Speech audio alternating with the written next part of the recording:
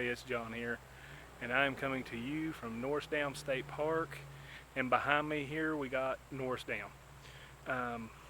Now the construction completed on the dam in 1936, and it consumed area known as Big Valley, and which is a lot. The lake winds up having over 800 miles of shoreline, lots of beautiful areas. It has become a plethora for water sports, fishermen, and lake enthusiasts, lakefront properties. All that's become a staple here at this park. It did not come without a price, however. Thousands of people had to be uprooted, moved out of their homes, put somewhere else. So it caused a lot of turmoil and heartache. However, for the most people, they lived in poverty in the Big Valley, so they got opportunities to move out, get better jobs. TVA offered to move them. Actually bought their homes for a decent amount of money, but not all were living in poverty. And we're going to talk about a city, the lost city, a modern day Atlantis, you might say, known as Loyston. It is an entire town that is now submerged under the lake, an area called the Loyston Sea. We're going to take a look at what's left.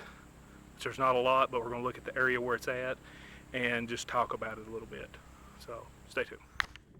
Loyston was first settled in the late 1700s by John Loy, who established a foundry in the area to take advantage of the large iron ore deposits. People started to move to the area in the early 1800s to farm and to work in the foundry. The land was rich in mineral contents, which made it great for farming and livestock. In 1866, the town took the name of Loy's Crossroads. However, in 1894, the name was changed to Loyston when the town was incorporated. By the time the construction began on North Dam, Loyston had over 70 residents, had a post office, a filling station, a mill, general store, schools, and a church. It was a bustling community that would soon be no more. After North Dam was finished, some of the residents established a town called New Loyston, and others were moved to various locations throughout East Tennessee.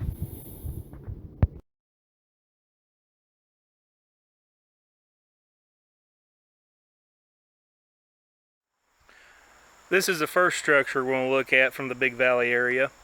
It's actually a grist mill that was built in 1798 that was down in the Big Alley area where the TVA purchased the land. And they actually disassembled this and moved it here to preserve, which is really neat. We can't get inside of it right now, but we're going to take a walk around and check it. So we walk across the bridge, and towards it you see the park here has made a nice little area to come and check it out and view the old grist mill.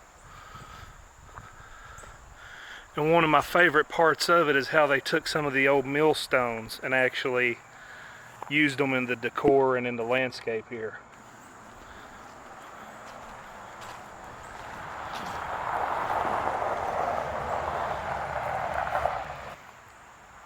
There's another really cool millstone that has been incorporated into the concrete and the stone walkway. As we come up on the wheel here, as you know, the water would flow from over top, causing the wheel to turn so they could grind the meal inside.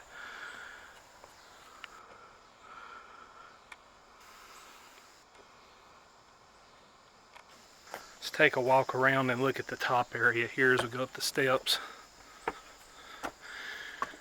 And they took board by board, stone by stone from this mill and actually moved it all here, which is really neat. Did they have phones in 1798?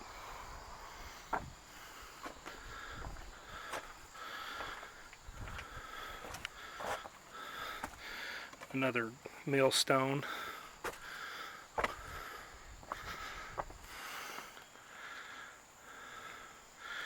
Apparently in 1798 they had air conditioners and electricity. They were very advanced in the Big Valley area at that time.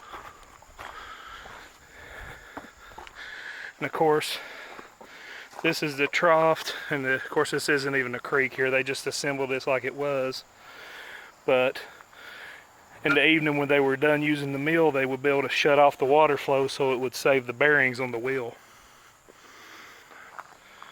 And of course that would divert the water down this passage, bypassing the mill and going into the creek. It's a really cool place to visit. If you're ever in East Tennessee, swing by North Dam State Park. You won't regret the trip. Okay, we're at the crossroads of what was New Loyston. And this right here, as you see, as the people relocated here from Loyston to try to rebuild and try to restart this town, that was the general store, the Stewksbury General Store, another business here, and the rest no longer is here. As you can see, what used to be businesses here is now gone. It just never did take off like it did in Loyston. A lot of the people moved on to Knoxville and places in search for better jobs. But the Stewksbury General Store just never did recover after moving from Loyston.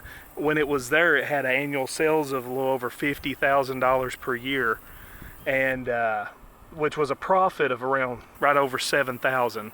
To put that in perspective, in today's money, that would be over $119,000 profit per year. So as you can see, not much is left. Falling down building over here of what was New Loyston.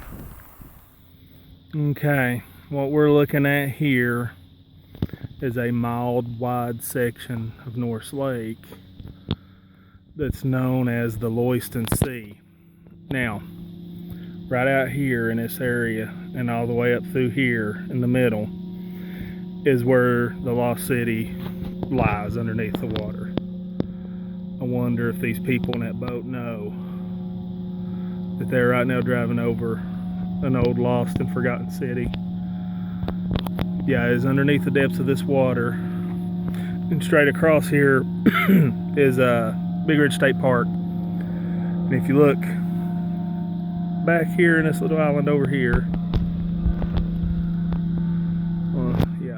out right in this area, that is the area known as Chuck Swan, and there's a few remnants over there. It's a wildlife reserve. We can't get access to it right now. Bow season's in, but I will show you some pictures here in just a second of what's left over there. But this right here was the boat ramp. Now was the old road that they would have driven all the way down to go home if they were coming from Knoxville or Clinton. So now it's just a submerged underwater, a modern day Atlantis, you may call it. Okay, let's move on to the next. Okay, what we got here is the Lost Dam at Lost Creek in Chuck Swan, and it was used for the Stewksbury Mill to help funnel water down to actually run the mill. And that's a part of it right there that used to house the water and actually redirect it. Also, while we were over there before, we found this old foundation of the log church that was up in the hill. Pretty neat little find. And this is actually a foundation from a home out in the water that when the lake goes down far enough, you can actually see these foundations. And they call this the old homestead. This is one of the only ones you can actually see. This is an artesian spring well that you can see when the lake actually gets down low enough. We got the rock wall from dividing two farmlands from each other. And, this goes from one part of the lake underwater back up over an island. And it's a pretty cool sight to see. I wish I could have went there and actually got some live footage of it. But it does spread a pretty good amount of way. And it's a very old stone wall. And speaking of wells, here's one that you can find in that area that is pretty neat. See, most homes didn't have electricity in the area. So they relied on hand wells, to drop a bucket and pull up water. It's actually how they done it. And this is one that has surprisingly remained very well intact. And the final thing I want to show you here is the Lost Creek Cemetery. And this is actually where most of the bodies was moved from the Loyston area and put here. Here's an unknown patriot of Revolutionary War. First person that was actually moved there and buried. See, a lot of the headstones are just stone because they couldn't identify who they were. They were buried in yards. Here's actually the wife of John Loy, the founder of Loyston.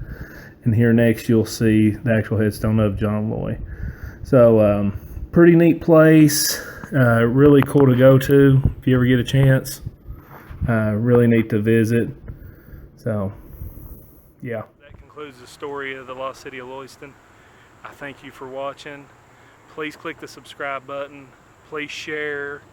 Tell your friends. And please leave your comments down below. Let me know what you think.